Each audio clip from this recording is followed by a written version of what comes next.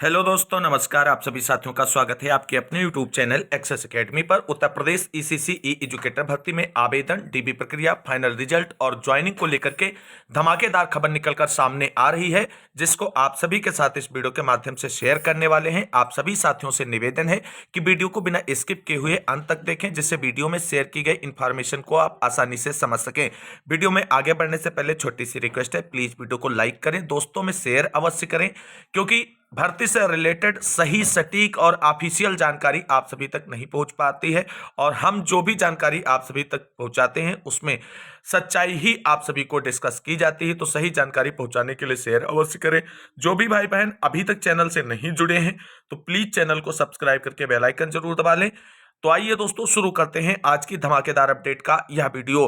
दोस्तों, इस वीडियो में हम बात करेंगे 10,684 और 8,800 पदों की ईसीसी ई एजुकेटर भर्ती प्रक्रिया को लेकर के आ रही बड़ी अपडेट के बारे में, जहां पर अपर मुख्य सचिव का सभी जिला बेसिक शिक्षा अधिकारियों को आदेश जारी कर दिया गया है और भर्ती प्रक्रिया जल्द से जल्द कंप्लीट करने को लेकर के। वहीं बहराइच जिले की ईसीसी ई एजुकेटर भर्ती को लेकर के डीजी मैम की तरफ से बीएससी को ऑफिशियल आदेश जारी कर दिया गया है। भर्ती प्रक्रिया में क्या आदेश आया है उस पर चर्चा करेंगे। दोस्तों, जैसा कि आप सभी लोग जानते हैं, उत्तर प्रदेश में 10,684 और 8,800 पदों पर ईसीसी ई एजुकेटर्स के 2 विज्ञापन जारी हुए हैं। पहले विज्ञापन को 15 महीने से अधिक का समय हो गया है, लेकिन अभी तक भर्ती प्रक्रिया सभी 75 जिलों में कंप्लीट नहीं हो पाई है। और इस सुस्त भरी चाल से जो प्रक्रिया चल रही है, इसको लेकर के सरकार का जो टारगेट था उस पर कहीं ना कहीं ग्रहण लगता नजर आ रहा है। और इसी को लेकर के अब बेसिक शिक्षा विभाग के साथ साथ शासन स्तर पर इस भर्ती प्रक्रिया को जल्द से जल्द कंप्लीट कराने को लेकर के दबाव बढ़ता नजर आ रहा है। और इसी क्रम में अपर मुख्य सचिव पार्थ सारथी सेन की तरफ से सभी जिला बेसिक शिक्षा अधिकारियों को सख्त निर्देश जारी किया गया है। और अब कई जिलों में त्वरित रूप में यहां पर आवेदन की प्रक्रिया आप सभी को शुरू होती नजर आएगी। और जिन जिलों में भर्ती पेंडिंग है वहां की पेंडेंसी जल्द से जल्द निपटाने का कार्य किया जाएगा जिला बेसिक शिक्षा अधिकारी और सेवा प्रदाता एजेंसियों के माध्यम से। देखते हैं इससे जुड़ी हुई अपडेट के बारे में। तो दोस्तों, यहां पर आप सभी लोग देख सकते हैं, बिना ईसीसी ई एजुकेटर कैसे पढ़े नौनिहाल, 47 जिलों में एक भी तैनाती नहीं, अपर मुख्य सचिव ने प्रक्रिया जल्द पूरी करने के दिए निर्देश। बाल वाटिकाओं में 19,000 से ज्यादा पद किए गए हैं स्वीकृत। परिषदीय स्कूलों की पेयरिंग के बाद 5,000 से ज्यादा विद्यालयों में बाल वाटिकाओं का संचालन हो रहा है। कई स्कूलों में पहले से इनका संचालन हो रहा है। बाल वाटिकाओं में केंद्र सरकार के सहयोग से छोटे बच्चों को बेहतर शिक्षा देने के लिए शिक्षकों या शिक्षा मित्र के साथ अर्ली चाइल्डहुड केयर एजुकेशन यानी ईसीसी ई एजुकेटर भी तैनात किए जाने हैं। पर 47 जिलों में अब तक एक भी ईसीसी ई एजुकेटर की तैनाती नहीं हो पाई है। इसका असर पठन पाठन पर पड़ रहा है। राष्ट्रीय शिक्षा नीति 2020 में 6 साल से कम उम्र के बच्चों को शुरुआती शिक्षा देने के लिए बाल वाटिकाएं शुरू की गई हैं। वर्ष 2024-25 में 10,684 और वर्ष 2025-26 में 8,800 बाल वाटिकाओं में एक एक समेत कुल 19,000 से ज्यादा ईसीसी ई एजुकेटर तैनात किए जाने हैं। इसके लिए 26 जुलाई 2024 व 27 जून 2025 को जारी शासनादेश में डीएम की अध्यक्षता में गठित समिति के जरिए इनकी तैनाती प्रक्रिया पूरी होनी है। लेकिन 47 जिलों में अब तक एक भी तैनाती नहीं हुई है। यही नहीं, 56 जिलों में तकनीकी अनुदेशकों की भी तैनाती नहीं हुई है। इनके माध्यम से लर्निंग बाय डूइंग लैब का बेहतर तरीके से संचालन किया जाना है।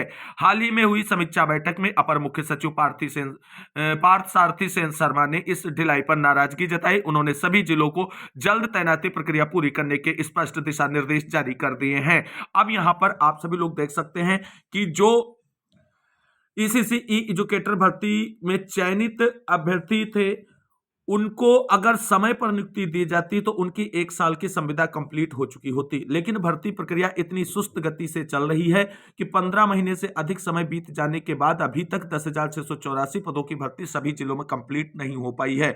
जिन जिलों में कंप्लीट हुई है वहां पर अभी सैलरी नहीं मिल पाई है ज्वाइनिंग के बाद ईसीसी ई एजुकेटर्स को। और जिन जिलों में आवेदन हो गए हैं वहां पर डीबी नहीं हो पा रही, जहां पर डीबी हो गई वहां पर फाइनल रिजल्ट नहीं आ रहा है।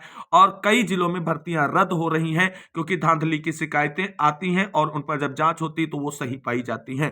तो बेसिक शिक्षा विभाग को पूरी भर्ती प्रक्रिया पर एक त्वरित एक्शन के तहत चीजें आगे बढ़ानी होंगी, जिससे भर्ती प्रक्रिया अपने समय पर पूरी हो सके। एक टाइम बाउंडेशन सभी जिला बेसिक शिक्षा अधिकारियों, सेवा प्रदाता एजेंसियों को स्पष्ट जारी किए जाए, जिससे सेवा प्रदाता एजेंसी का चयन जो टाइम बाउंडेशन है 10 से 20 दिन का, उसके अंदर उसे कंप्लीट किया जाए। फिर आवेदन की प्रक्रिया एक टाइम बाउंडेशन के तहत कंप्लीट की जाए और उसके बाद डीबी के बाद में फाइनल रिजल्ट, एक सब टाइम बाउंडेशन के तहत फिक्स किया जाए कि इतनी डेट तक ये कार्य करना है, तभी इस भर्ती प्रक्रिया को आप साथ समय कंप्लीट कर पाएंगे। वरना यहां पर जिस तरीके से सेवा प्रदाता एजेंसियों के चयन से लेकर के फाइनल रिजल्ट और ज्वाइनिंग को लेकर के भी पेंडेंसी दिखाई जाती है और यह भर्ती इसी तरीके से स्लो गति से आगे बढ़ती रहेगी और आवेदन होते रहेंगे, चीजें आगे बढ़ती रहेंगी और इतनी जल्दी कंप्लीट नहीं हो पाएगी। यहां पर आप सभी लोग देख सकते हैं प्रतापगढ़ व कौशाम्बी में भी नहीं हुई है कोई तैनाती अभी तक। जिन 47 जिलों में एक भी ईसीसी ई एजुकेटर की तैनाती नहीं की गई है, उन्हें प्रयागराज मंडल के प्रतापगढ़ व कौशाम्बी एवं अवध क्षेत्र के अंबेडकर नगर, अमेठी, अयोध्या, बहराइच, बलरामपुर, रायबरेली, सुल्तानपुर, गोंडा जिले शामिल है। 56 जिलों में तकनीकी अनुदेशकों की भी तैनाती नहीं की गई है। परिषदीय विद्यालयों में बच्चों को प्रयोग करके सीखने के लिए लर्निंग बाय डूइंग लैब की स्थापना की जा रही है। उसके संचालन के लिए तकनीकी अनुदेशकों की तैनाती होनी है। इसके लिए 2274 पद स्वीकृत हैं, लेकिन अब तक 56 जिलों ने एक भी तैनाती नहीं की है। इनमें प्रयागराज व प्रतापगढ़ के अलावा अवध क्षेत्र के अंबेडकर नगर, बहराइच, बलरामपुर, रायबरेली, सुल्तानपुर और अयोध्या जिले शामिल हैं। तो ये कुल मिलाकर के यहाँ पर आगे आप देखेंगे पूरे 47 जिलों के नाम यहां पर मेंशन किए गए हैं कि किन 47 जिलों में अभी तक ईसीसी ई एजुकेटर की नियुक्ति नहीं हो पाई है। हालांकि अब देखना यह होगा कि शासन स्तर से आदेश आने शुरू हो चुके हैं।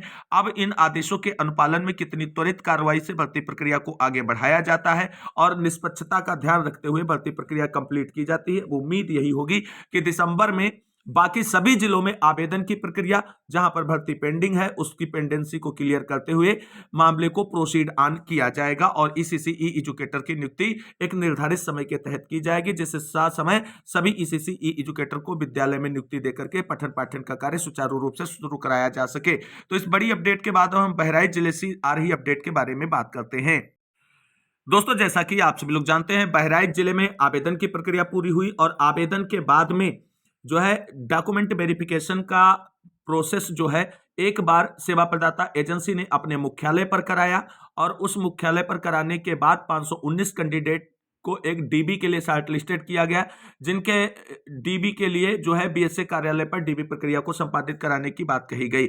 जब इस तरीके के प्रोसेस को फॉलो किया गया और रैंडम लिस्ट पर डीबी बना दी गई और उनकी जो है डीबी लिस्ट और उनकी डीबी कराने को लेकर के मेल के माध्यम से उन्हें सूचित किया गया, तो जो हाई मेरिटोरियस कैंडिडेट थे उनकी तरफ से इसका विरोध किया गया और जिला अधिकारी, मुख्य विकास अधिकारी, जिला बेसिक शिक्षा अधिकारी तथा जनप्रतिनिधियों के माध्यम से बेसिक शिक्षा विभाग के उच्च अधिकारियों को इस बाबत में शिकायत की और उसको लेकर के अब यहां पर आप सभी लोग देख सकते हैं जो बहराइच जिले की धांधली या रैंडम लिस्ट के अगेंस्ट में आवेदकों ने डीजी मैम को जो है शिकायत पत्र भेजा था, उसका जो है रिप्लाई आ चुका है। यानी बहराइच जिले के आवेदक ये चाहते थे कि जिस तरीके से आजमगढ़ जिले की भर्ती में सभी अभ्यर्थियों को डीबी के लिए बुला करके डीबी कराई गई, उसी तरीके से बहराइच में रैंडम लिस्ट के बिहाफ पर डीबी ना कराई जाए, सभी आवेदकों को बुलाकर डीबी कराई जाए और डीबी कराने वालों में से बाद में top to bottom merit list decide करते हुए उनको नौकरी या अंतिम रूप से ज्वाइनिंग दे दी जाए। हालांकि रैंडम लिस्ट का जो 519 कैंडिडेटों का था उसमें आवेदकों ने शिकायत की कि इसमें कई जो हैं बिना मेरिट वाले अभ्यर्थी हैं, कई फर्जी डॉक्यूमेंट्स वाले अभ्यर्थी हैं और इसी को लेकर के डीजी मैम की तरफ से बीएसए बहराइच को जो है आदेश निर्गत किए गए हैं। क्या है उस पर अपडेट देखते हैं।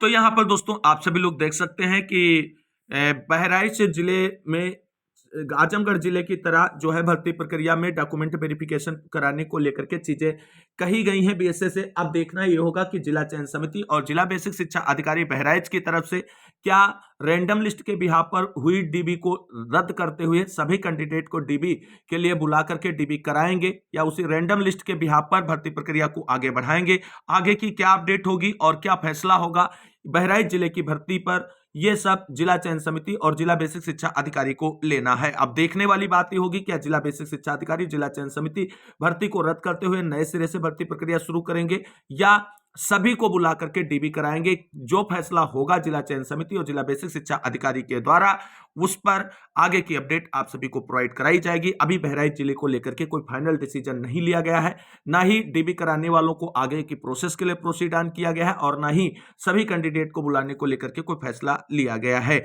जो भी इसमें अपडेट होगी, अब यहां पर जो है समय मिला है और उस समय के क्रम में आप सभी को आगे की अपडेट मिल जाएगी। तो इस वीडियो में बस इतना ही, मिलते हैं एक और नई वीडियो में, तब तक के लिए सभी भाई बहनों को जय हिंद, जय भारत, वंदे मातरम।